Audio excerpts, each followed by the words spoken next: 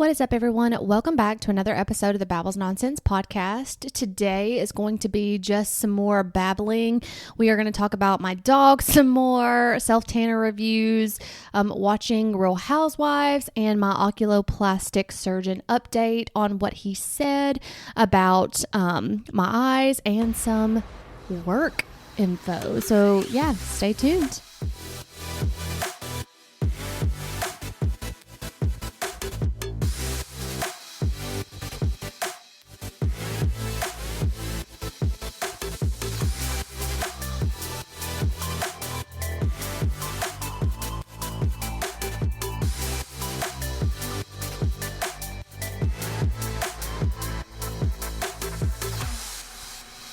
All right, guys. Welcome back to another babbling episode, short and sweet, solo.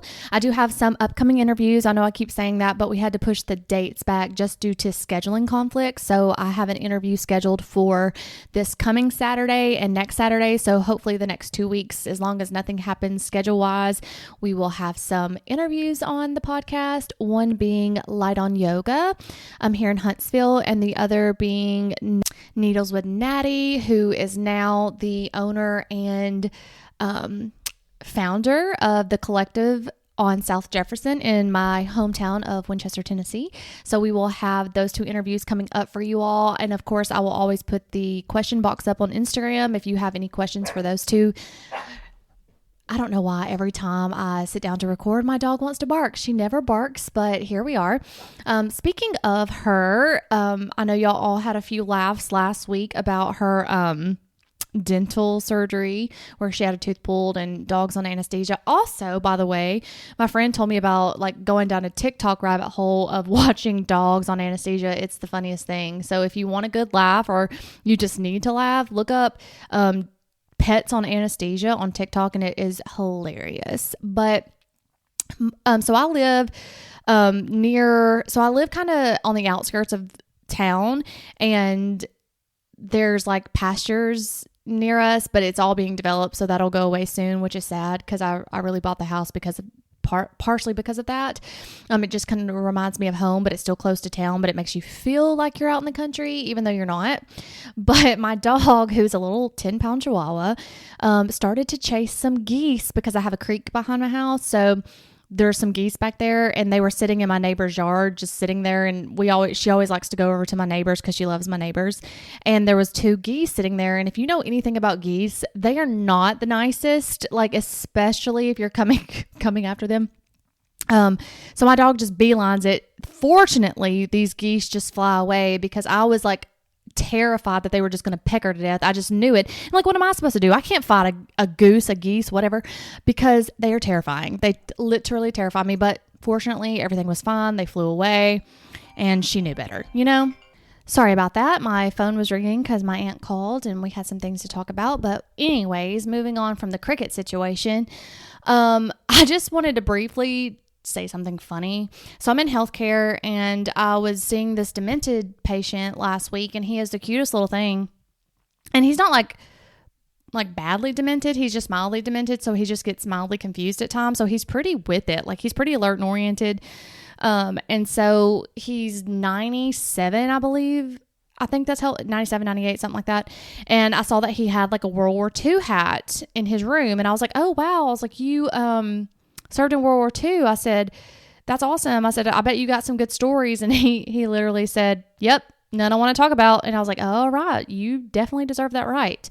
And it just made me think because, I work with veterans too. Like a lot of our Vietnam vets, they just really want to tell you about everything that went on. And I've been reading some books on Vietnam and stuff, like historical fiction books. And it's just, that was one of the eras which I didn't realize until I started reading the books, because I just really hated history in school. I just really hated it. Mainly because it was the way it was presented. I think it was just presented as facts and not like a story, I guess. And I've just noticed, like with Vietnam vets, like they truly want to tell you their story. They want to tell you about like things that happened overseas and stuff like that. And that is one of the more populations that will. And I just wonder if it's because that the Vietnam vets were just treated so poorly when they returned home. And especially while they were over there, as if that was their choice, as if they started this war, as if they wanted to be there when there was a draft and all this other stuff. So I just wonder if it's because they want that recognition that they never got. Obviously I'm not going to sit down with a Vietnam vet and be like, hey, so why do you want to tell stories? Because then that seems a little rude, like you don't want to listen. But it's just interesting, out of all of the veterans that I do work with, like in the different eras, like the Persian Gulf War and, you know, the Iraq and Afghanistan Gulf War and stuff like that, or Desert Storm, they don't really just open up about stories unless you ask, versus the Vietnams, they'll just start telling you stories. Like you don't even have to ask. They'll just start telling you everything, which is cool because it's like they just served a long time. So it's really nice to hear like someone's perspective who was actually there. But you don't really run into a lot of World War II veterans, obviously, because it was such a long time ago. But it's just interesting, the difference where he was like, no, I don't want to talk about it, versus a Vietnam vet who did. But, you know, to each their own. I'm going to respect their privacy. But then got through with his evaluation, and I turned to walk out of the room, and I smiled at him, you know, and I was just like, well, you have a good day. And he goes, you know what?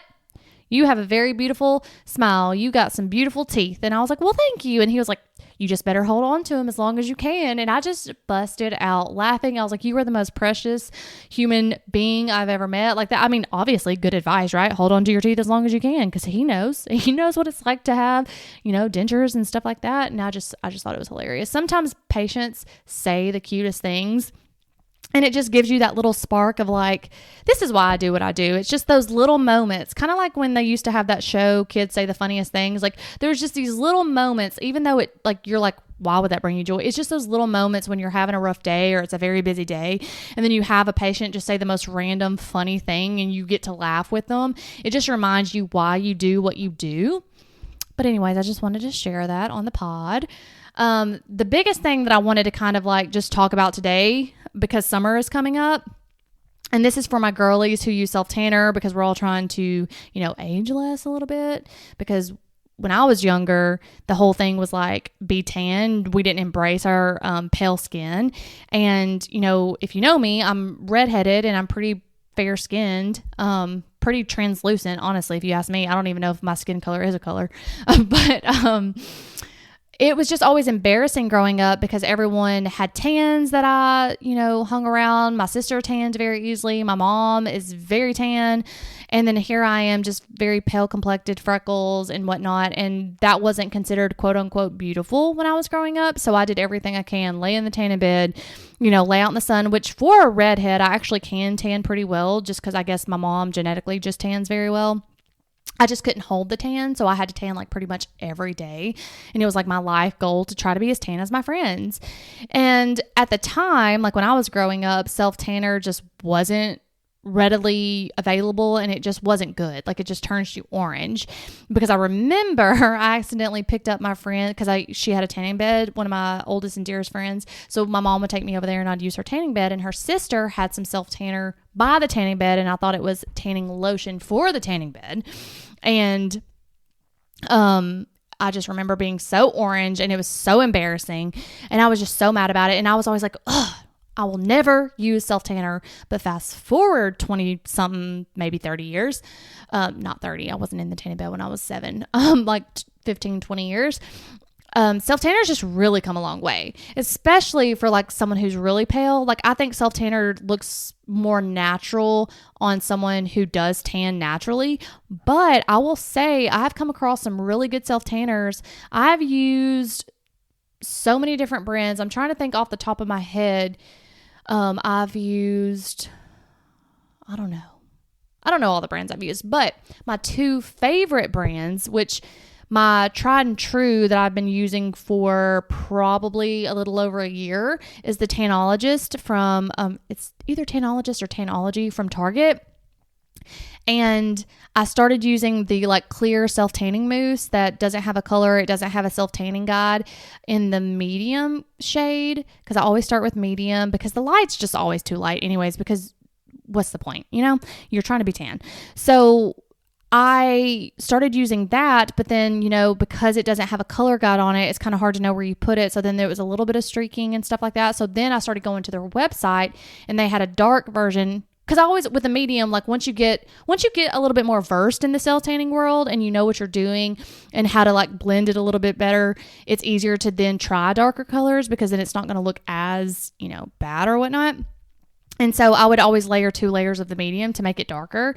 And so I was like, well, let me just go get the dark version. So then I want to say I either get the dark or the extra dark, but I got the one with the color guide, which was so much easier to see where you're putting it. But the reason why I call it my tried and true and why I love it so much is because this one actually like fades so beautifully. It's not splotchy when it fades. It doesn't really, it's not orange. It's very, bronzy. And then you don't have to wear it that long. I think it's because it's an express tan. So you just have to wear it like 1 to 4 hours and then you wash it, rinse it off. And then you get to, obviously it's going to develop over the next 24 hours, but it just does beautifully. Like obviously around the wrist and the ankles and stuff like that, it can kind of tell that it's a self tanner, but most of the time I just get compliments on it. But what I have recently tried, and I'll say I've only tried it one time, and the reason, but that's why I was like, I really need to do a review on this on the podcast because I'm sure, like I said, it's getting closer to summertime. We have some fair skinned people or just people that are trying to just be more skin conscious and self-aware because yes, the sun is good for you when it comes to like vitamin D and stuff like that, but we don't want to just sit there and bathe in the sun all the time without sunscreen on. And if you are pale-complected or you have a hard time getting and maintaining a tan, then self-tanner is where it's at. You know what I'm saying? Or, you know what? Embrace your pale skin. It is coming back around as beautiful, whatnot, because definitely trust me when I'm saying that I'm now seeing the sun damage, which is something I didn't listen to my parents about when they were like, you really don't want to do that because you don't see the sun damage right away. It takes years for it to pop up. And now like every other day I'm like, oh, now I need to go to the dermatologist and get this checked because I have had several precancerous lesions frozen off my face and my neck and my chest because I did put sunscreen on my face, neck, and chest, but I'm sure I didn't apply the appropriate amount and all that other stuff. But anyways, I, on TikTok, see the Peta Jane, I don't know how you say that, viral self-tanner. And I was just like, I'll give it a shot. So I got the medium because, I always start with the medium because you just don't want it to be too dark and look unnatural. You want it to be that sun-kissed glow that's going to be a natural color for my skin tone. And it is a mousse. So like the Tanologist and all the other self-tanners out there, yes, it's a mousse. It's like a pumping bottle. But this one is like a mousse like you put in your hair or like a whipped cream kind of mousse. And it's just interesting because, when it comes out really fast and you're just like, oh, wow. Now with the other ones, like the pump mousses, like I got used to knowing like, okay, 4 pumps for my lower leg, 4 pumps for my arm. Like you knew how many pumps to evenly apply it. Well, this, because it's new, I didn't. So like it came out like, I was like, oh my gosh, this is so much self-tanner. Like, and then you're like applying it all over your leg. And this stuff dries so fast. And I was just like, oh my gosh, like, because then it was a little bit darker around the ankles and the wrist. And I was like, oh, this is not good. Like, this is going to turn out real awful. But anyways, like, put it all on. And I was like, okay. And then this one, you do have to wear between 6 and 8 hours, depending on how dark you want it to develop, and then rinse it off. Most people sleep in their self-tanners and then just rinse it off in the morning. I'm weird. I don't like the way the DHA, the stuff that makes you tan, smells. It's like a chemical reaction on your skin. And even though it's not like quote unquote stinky, it's just self-tanner just has a distinct smell. And and every self-tanner out there claims this one doesn't smell, this one doesn't smell. They all smell. Because it has to create this chemical reaction on your skin to make the self-tanner, obviously, which, is another thing. It's like, I'm trying to get rid of toxins and exposures, but it's also, you just got to do what you got to do. But anyways, I digress. Anyways, I got this on and like I was supposed to wash it off at a certain time and I was running behind at work and I was like, oh my gosh. And when it's developing on with the color guard, it looks extra dark. And I was looking like a bodybuilder at that point and I was like, oh my gosh, what have I done? What have I done? So I go and rinse it off. And then once I've rinsed it off, and I'll say this with other self-tanners, like you do your rinse or whatnot.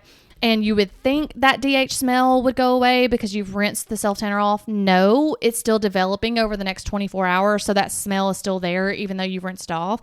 And it's a whole process. Like my dog likes to lay up against me and then she smells like self-tanner. And then, you have to wash all your sheets and all that stuff to get that smell to go away. But this one, when you rinsed it, the DHA smell pretty much goes away.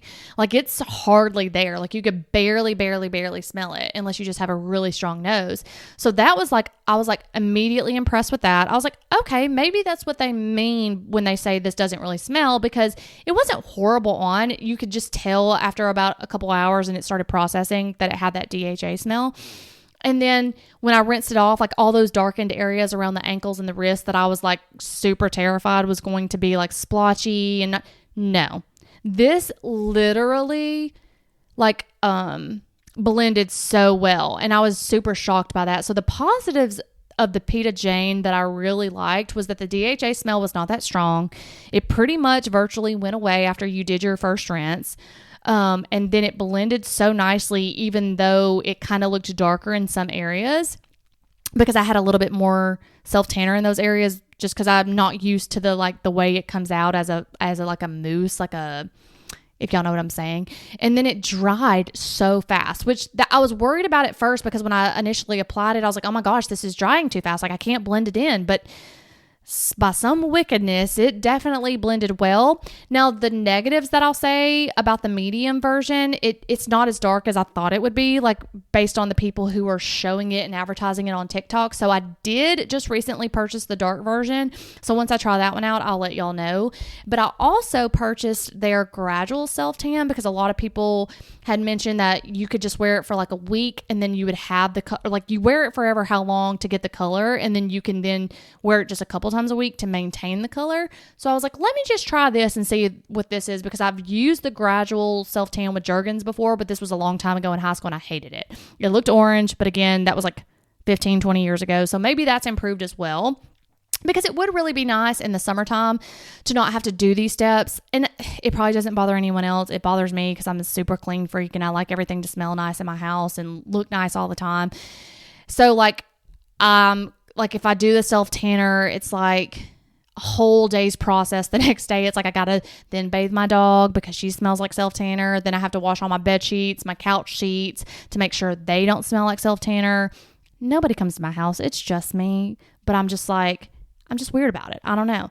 So that's my recommendations on self-tanner, but also don't shoot the messenger if it doesn't work for you, because you do need to be experienced in applying self-tanner. But I do think this is a good one to start with, other than other than the way it like comes out. Like honestly, you barely need to squirt the little thing, because it's like a mousse for your hair, and how it's like foamy and it kind of like egg whites, like when they're whipped, you know what I'm saying? That's what it kind of looks like, versus a pump bottle where you know how many pumps to put on each part of your body once you kind of get used to it. Still love a good spray tan. Love Glow & Co. here in Huntsville. They do an amazing job to make it look pretty natural. I have had some spray tans where you can tell it's a spray tan around the wrist and the ankles and stuff like that because of my skin tone.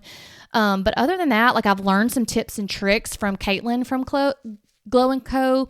So like if I use self-tanner, I still have the powder, Burt's Bees baby powder, that I wait for my self-tanner to dry, and then I apply the powder in the creases of like my arms, my neck, underneath my breast, behind my knees.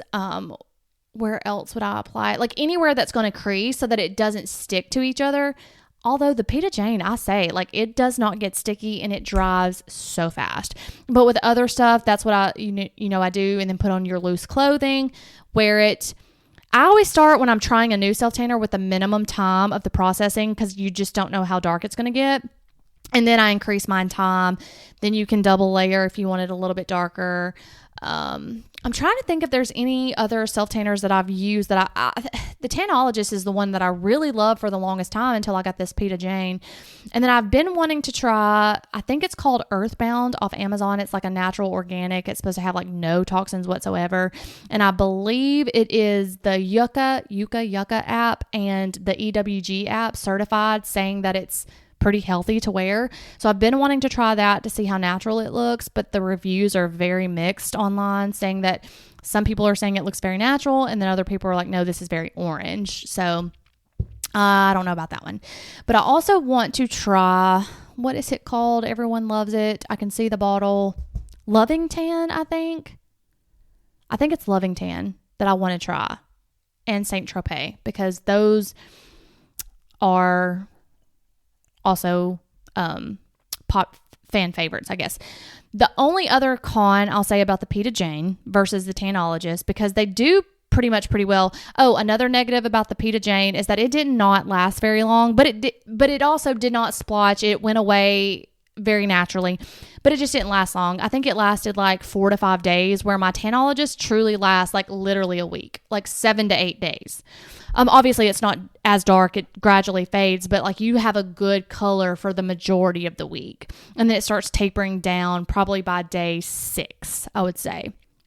And Tanologist is just very inexpensive. I think it's like $15 to $18 versus the Peta Jane, where it's like $50. So just depends on kind of what you're going for there, pros and cons to both. But yeah, that's my review on self tanners. I'm sure the men love that. They're probably like, okay. But also, I have started watching Real Housewives of Atlanta. I know I'm way behind on the trend. Initially I was like, I don't know if I like it. I don't know if there's enough drama for me, because I just love Real Housewives, just because you get to see a lot of rich people, you know, and what they buy, and you get to live vicariously through them. Like, cause like, I'm never going to live that way. I'm never going to, you know, well, I shouldn't say never. We should never say never, but you know, it's just interesting to see how people with money live, and the things that they buy, and the trips that they get to go on, which we know it's reality TV and there is some storylines and stuff like that, but it's just interesting. I think I'm on season 7 right now, and I just love it. I think there's so much drama. I love it. So if y'all, and the other franchises of the Real Housewives that I love, I started with Beverly Hills, obviously, because it's in LA. There's celebrities on there. I think a lot of people start with like Beverly Hills and Orange County in New York. Those are like the 3, but I started with Beverly Hills, and then when Salt Lake City came out, I was like, okay, I'll start with that one because it's brand new and I don't have anything to catch up on. And then it's usually when there's lulls in TV shows, usually like in the summertime and stuff like that, that I'll just pick up something that has a lot of seasons so I can just kind of zone out. It's more shows that I like to be on so that I can either be working when I'm watching it or be on my phone when I'm watching it, because you don't really have to pay attention. I mean, obviously some things you'll be like, wait, what did I miss? But for the most part, and then I was like, okay, well, let me try this Atlanta one, because everyone says it's very dramatic and stuff like that. So then I tried that one. So I've only watched 3 different franchises of it, but I'm loving it so far. And I'm only on season 7, so I'm really behind. So y'all don't spoil it for me, but highly recommend if you like dramatic shows and you haven't watched it. It's pretty good. You just got to get past the first season, which I think anything in reality TV, the first season is always kind of like, how's this going to go? And then the drama comes out, right? Right. All right. Last thing I want to update you on. I know I talked about my eye last week and going to see the oculoplastic last week to see if there was any more filler that come back. And he ultrasounded my eye, and there was some more filler under the left eye. And that was the first time in the 10 years that I've been dealing with this that I was like, when he came into the room, he was like, oh, you're back, you know? And I was like, yeah. And then I was like, I will never say this, but I hope you find filler there. And he was like, he just started laughing. He said, well, why is that? And I said, because if you find filler there, that means it's fixable. If you don't, that means it's not fixable, and we're stuck with this swelling. And he just laughed. He said, no, that makes sense. Which, you know, like I said, he explained to me last year that this could come back, because the way it works is, you know, you dissolve it, it breaks it down, and then there could still be some there. And then they're like little particles all spread out, but over time they kind of migrate towards each other and make a bigger blob, if you will. And then you can see it easier on the ultrasound. And the reason why I recommend going to someone who uses ultrasound guided dissolving is because you don't, if they're not the original injector who did it, then they don't know the technique that the other injector used, the person dissolving it. They don't know the technique, the product, how much was used, what tissue layer they put it in, was it done appropriately. They don't know any of that because they weren't the original injector.